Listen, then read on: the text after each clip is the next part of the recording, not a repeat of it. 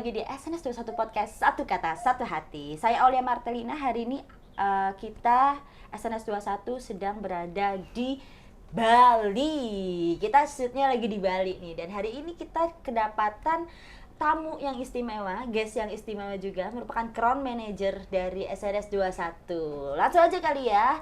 Selamat datang Pak Komang, ya kan? Selamat datang Mbak Ama di Bali. Bagaimana Mbak Ama datang ke Bali? Sehat ya? Luar biasa sekali Pak. Yeah. Bali cerah selalu, Yeah. vibes-nya enak sekali. Yeah. Pak Komang juga hari ini aman lah ya, sehat ya Pak ya? Sehat, Yes. Alhamdulillah. Astung kare. Astun karya. Nah, hari ini kita akan membahas terkait Pak Komang dan prosesnya nih. Yeah. Kita juga akan membahas tentang SNS 21 di mata Pak Komang dan proses yang sudah dijalankan oleh Pak Komang di SNS 21 ini. Sebelum kita jauh, mungkin saya ingin menanyakan terkait belakang nih. Siapa sih Pak Komang? Sebelum bergabung di SNS 21 siapa sih? Apa saja yang sudah dilakukan Pak Komang sampai akhirnya yakin berbisnis di SNS 21 ini? Oke. Terima kasih para penonton semuanya. Ini berhadapan dengan host yang luar biasa ini, jadi deg-degan saya. Semoga. Minum dulu Pak kalau deg-degan. Ya, nanti minum. Nanti aja. Saya Komang Sudiarte, memang di awal sebelum menggarap bisnis MLM SN21, seorang orang kampus lah, biasa. Iya, anak kampus. Saya selesai di Universitas Udayana sebagai teknik elektro. ST berarti ya Pak ya? Oke, sarjana teknik. Tetapi di awal, kita kan semua punya impian dan lain sebagainya. Ingin menjadi seorang wirausasaha. Atau tapi maksudnya teknik pengusaha. elektro ya? Teknik elektro zaman itu, kan?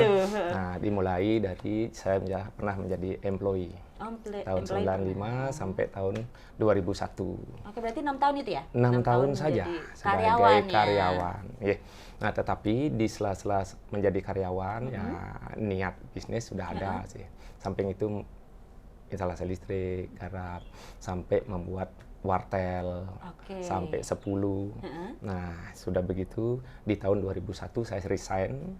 Saya memulai bisnis sebagai business owner atau sebagai wirausaha. Berarti tahun 2001 itu sudah mengenal networking ya? Iya. Networking. Pertama kali itu ada udah berapa perusahaan nih sampai sebelum bertemu SNS nih? Nah, kalau sebelum ketemu SNS, di saat saya memiliki 10 wartel itu dengan 28 karyawan, waktu itu pernah mengenal satu yang namanya salah satu. Nah, di sana saya mengalami proses pembelajaran tentang network marketing atau MLM. Pembelajarannya sangat luar biasa. Dan yang luar biasa juga, saya pernah di training oleh perusahaan saya, yaitu PT Sentralindo Pancasakti. Pada saat tahun 2000 itu yang namanya sales marketing. 2000. Nah, pada saat itulah saya memberanikan diri untuk menjadi wirausaha. Karena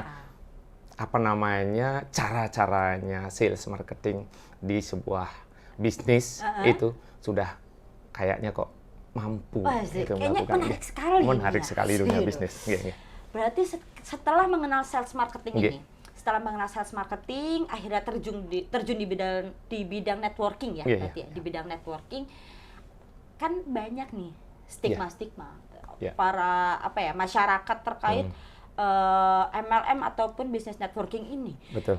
Jadi kayak takut Pak, banyak yang kayak takut dibohongin nih, takut nanti ditinggal, udah kayak pacar aja ditinggal atau dibohongin. Iya, jadi kayak hampa tiba-tiba langsung drop gitu dan sebagainya. Apa sih yang membuat Pak Komang yakin nih terhadap networking ini, apalagi merupakan dari 2001 ya sampai akhirnya bertemu SNS tahun 2012 ya? 2016 saya ketemu. 2016 itu. Baru. Prosesnya panjang.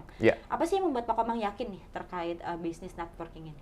Nah, kalau melihat sesuatu, saya itu biasanya analisa secara logis, bukan secara emosional. Berarti konservasi dulu ya Pak? Konservasi. Tidak serta-merta kita mengeluarkan emosi langsung oke. Tetapi saya lakukan beberapa analisa. Saya tidak mudah mengambil satu bisnis, apalagi yang namanya network. atau apalagi namanya MLM, Oke. sangat-sangat karena kita bertanggung jawab nantinya kepada orang yang kita ajak. Oke. Ya, Berarti betul nggak? karena kita Jangan punya karena tanggung salah. jawab juga nih. Oh iya, karena jangan sampai salah pilih, tetapi mengorbankan atau merugikan orang lain. Nah, di sanalah saya harus memilih network marketing atau MLM yang menurut kriteria Pak Komang analisa sendiri tuh. saya Oke. itu masuk. Nah, Berarti contohnya ada poin-poinnya nih ya Pak ya? ada poin-poinnya. Apa aja tuh, Nah, sekarang ini kan kita harus punya konsep dulu. Oke. Ya, apa sih, bagaimana sih yang kita harapkan? Oke. Termasuk juga bisnis MLM yang seperti apa. Oke. Nah, kalau saya punya beberapa kriteria untuk memilih MLM yang baik dan benar. Nah, Berarti ada ininya ya, ada kayak milih pasangan ya Pak? ada kriteria. Masuk nggak kriterianya? Kalau masuk kriterianya, otomatis klik. Oke. Kalau misalnya nggak masuk kriterianya, salah satu saja, gimana kita klik? Kayak aduh nggak yakin nih. Nggak yakin. Tinggalin aja lah ya. Aduh. Pilih yang lain. Iya pilih yang lain. Iya kan? Nah, menurut saya cara memilihnya itu kan, yang pertama ada TP7 itu. Apa itu? Nah, timingnya Timing. secara produk. Sekarang ini network marketing kan diidamkan banyak orang. Oke. Karena beberapa keunggulannya, betul nggak? Betul. Iya kan? Iya, banyak betul yang nggak? udah besar-besar Nah, bisa juga. passive income, Oke, dijanjikan benar. passive income, bebas waktu. Oke. Nanti kita bisa punya banyak waktu di satu ketika. Karena di sana adanya faktor kali waktu dan tenaga. Manakala sistemnya, sistem bisnisnya sudah jalan. Iya kan? Nah, sudah begitu kita bisa membantu banyak orang. Kita Oke. bisa menolong banyak orang. Banyak yang apa ya, membuka lapangan pekerjaan gitu lah Lapangan ya. pekerjaan. Kalau menurut saya ya kan, kita sudah membantu pemerintah Benar. dari berbagai macam segi, dari berbagai macam departemen. Contoh lapangan pekerjaan Iya, muncul pengangguran nggak? berkurang. Iya. Pengangguran berkurang. Betul. Nah, bagi departemen keuangan, nah orang-orang yang uang atau penghasilannya kurang dengan peluang bisnis MLM, SNS 21 kita ini, itu kan banyak. Iya, bisa Sudah- bayar yang pajak, sudah biar bayar bisa pajak. ini. Iya, kebutuhan-kebutuhan udah. Oke, Nah, aman. sudah begitu, saya juga dari sisi produk, Produk. dari sisi price, harganya, Oke. sudah gitu dari sisi marketing plan-nya juga, ya, ya kan, marketing plan sistem bisnisnya, dan juga dari apa? Dari personality. Dari personalitinya. Personality kan banyak orang nggak bisa melakukan bisnis ini. Dari sisi permodalannya terjangkau nggak? Iya, benar. Ya kan? Dari sisi keilmuan semua orang bisa nggak? Oke. Nah, itu salah satunya yang bisa kita pakai gunakan sebagai indikator memilih MLM. Manajemennya seperti apa? Berarti emang harus yakin sekali Komitmennya, ya. komitmen Komitmen MLM tersebut apa? Sudah itu tanggung jawabnya, memiliki integritas nggak dia? Nggih, di situ. Nggih. Itu TP7 tadi ya? Iya, ada TP7-nya sampai ke personality. Sampai ke personality-nya Bisa. juga ya. Berarti ketika kita memilih MLM jangan sampai kita hanya asal memilih Asal karena memilih. tergiur oleh hal baiknya doang nih. Iya, gitu. janji-janji, Iya, janji-janji muluk-muluk. manis. Aduh. Tetapi konsep tidak bagus. Iya, jadi kayak takutnya ketika kita tidak kuat untuk menjalani itu pun kita bisa menyerah ya di tengah-tengah Menyerah. juga. Takutnya Nah, seperti itu ya nggih. Pak ya. Nah. Tapi kalau terkait ini nih Pak, kan ada kiat-kiat khusus nih untuk bisa menjalani MLM ataupun bisnis networking ini menjadi berkembang. Iya. Nah, sebenarnya kan Pak Komang ini dari 2016 nih bergabung di SNS 21. Iya, betul. Dengan sistem yang berarti sudah sesuai kriteria Pak Komang nih. Betul. Semuanya nih, Iya, ya kan? betul. Nah, dalam menjalani ini nih, menjalani proses setelah masuk di SNS 21, Iya. menjalani prosesnya, kiat-kiat apa sih yang dilakukan oleh Pak Komang, yang dipraktekkan oleh Pak Komang, yang benar-benar dilakukan nih untuk para mitra di bawahnya ataupun Pak Komang sendiri Iya. untuk bisa dapat berhasil di MLM ini. Nah, pertanyaannya bagus sekali. Ya. Ya. Saya kembali lagi melihat satu rumus sukses. Itu yang Pak pakai untuk menguji Ha-ha. bahwasanya apa yang saya lakukan sudah baik atau benar. Oke. Nah, rumus sukses itu adalah rumus A plus B plus C plus D. A plus B plus C plus D, berarti Ah, ABCD nih. ABCD. Nah, Tuh, jelaskan, kalau misalnya dibaca dari belakang ke depan. Berarti dari DCBA. Iya, DCBA. Nah, D-nya doa. Doa. Nah, kita semua sebagai orang beragama pasti memulai sesuatu pasti dengan doa, mengharapkan dengan apapun sesuatu. keyakinan kepada Tuhan ya Pak ya. Betul. Yang kedua adalah cita-cita. C-nya Cita-cita. cita-cita, impian. Kita sudah semua punya Oh cita-cita. iya, berarti ada stakeholdernya nih. Oh, saya pengen sukses tahun 2000 sekian misalnya. Betul. Saya Jadi, ingin punya rumah. ya, pemicunya. Pemicunya, nggih. Semua punya impian, target. Oke. Ya, goal. Goals-nya. Ya, goals-nya. Ya, saya ingin punya rumah, ingin punya uang sekian. Pengen nikah. Tanggal berapa, tahun berapa, targetnya sudah ada. Tetapi menurut saya, cita-cita bukan hanya sekedar untuk mendapatkan sesuatu. Oke. Tetapi menurut saya mulianya adalah bisnis MLM ini memberikan kita sukses dunia dan akhirat. Benar. Karena pahala-pahala, berkah-berkah Iya. kita dapat. Kita selalu memberi apa? Informasi sehat, informasi peluang usaha. Betul. Manakala orang bisa menjadi sehat dari kita, bisa menjadi punya penghasilan dari informasi kita, apakah tidak tercatat di sana, Mbak Amah? Pasti itu tercatat. salah satu hal baik ya Pak ya, harus dicatat ya. Ya, kemuliaan salah satunya di sana. tercatat. Sudah begitu, yang luar biasa dari bisnis, nah MLM ini kenapa saya terpincut? Karena di sana di cita-cita itu saya sendiri, bagaimana saya punya impian nanti memiliki uang dan memiliki waktu. Berarti plus uang dan plus waktu. Sehingga mulia banget ya Pak ya. Sehingga banyak sekali kan dari kemarin kita belajar sudah sesuatu kan? Iya benar. Iya kan? Banyak orang yang punya uang tidak punya waktu. Benar. Banyak orang yang tidak punya uang dan bahkan juga tidak punya waktu. Aduh, kasihan itu sih. Banyak orang yang tidak punya uang punya banyak waktu. Iya kan? Nah, tetapi sebagai individu saya memilihnya punya uang, punya waktu. Nah, sehingga banyak orang kan kita sekolah, mencari ilmu, mencari skill sesuatu kan. Betul nggak? Iya, Mbak Ama sampai dikuliahkan. Benar. Untuk mempelajari sesuatu, punya ilmunya, punya skill. Iya kan? Setelah itu kan baru mencari alat. Itu di B-nya itu, belajarnya. Belajarnya, betul. Sudah gitu baru mengarah ke A, mencari alat. Contoh, seorang yang sarjana mencari alat untuk mencari nafkah, uang, itu kan ada biasanya Robert Kiyosaki itu kan hanya 4 saja itu.